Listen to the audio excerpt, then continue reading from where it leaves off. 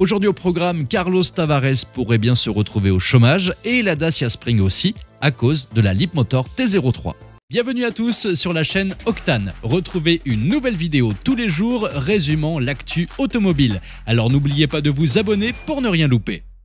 Cette vidéo est sponsorisée par Back2Car, la première marque française de pièces auto recyclées et garantie à vie. Économisez jusqu'à 75% par rapport aux pièces neuves avec une livraison en 24 heures et une garantie à vie sur toutes les pièces.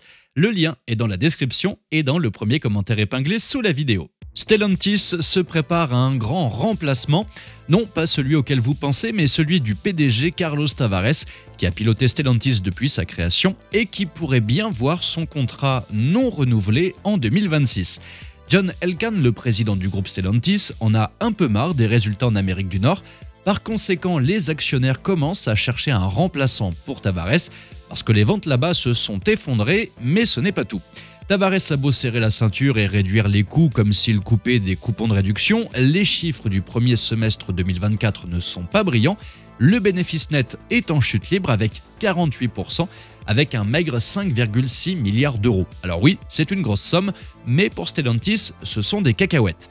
De plus, les patrons des concessions américaines sont en colère. Ils accusent Tavares de laisser des marques emblématiques comme Ram et Dodge couler plus vite qu'un sous-marin percé. Ils veulent plus d'investissements pour vider leur stock qui commence à s'entasser. Pendant ce temps, en Europe, Carlos se débat avec les airbags Takata et promet que 80% des réparations seront faites à Noël.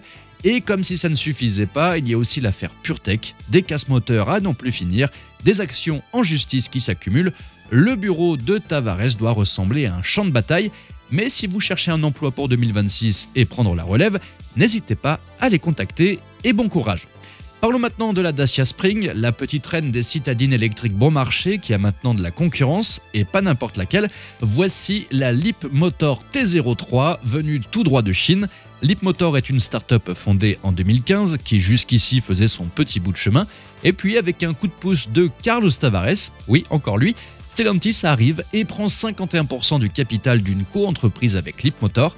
Et voilà, la petite T03 est prête à conquérir l'Europe à coups de kilowatts et surtout de bonus écologiques. Car avant cette année, la Leapmotor T03 était bien là, mais sans bonus. Mais maintenant, elle est fabriquée dans une usine Stellantis en Pologne. Bon ok, c'est surtout un kit venu de Chine qu'ils assemblent comme des Lego, mais elle pourrait bien se qualifier pour le sacro-saint bonus écologique de 4 000 €. Il faudra tout de même attendre le 30 septembre pour que l'UE donne son feu vert. L'administration européenne doit encore décider si ce bricolage polonais est suffisant pour faire de cette Leapmotor un vrai produit made in Europe. Si ça passe, on parle d'un prix qui passerait de 18 900 € à 14 900 €. Et là, c'est une énorme épine dans le pied de la Dacia Spring, qui elle aussi est à peu près aussi agréable à conduire qu'un caddie de supermarché sur un parking en pente, mais avec un équipement franchement à la ramasse comparé à la Leapmotor. Stellantis pourrait bien, avec ce petit coup de génie ou d'opportunisme, selon comment on voit les choses, secouer le marché de la citadine électrique bon marché. Merci à Back2Car d'avoir sponsorisé cette vidéo. Pour des pièces auto recyclées, livrées rapidement et surtout garanties à vie, rendez-vous sur leur site, le lien est dans la description et dans le premier commentaire épinglé sous la vidéo.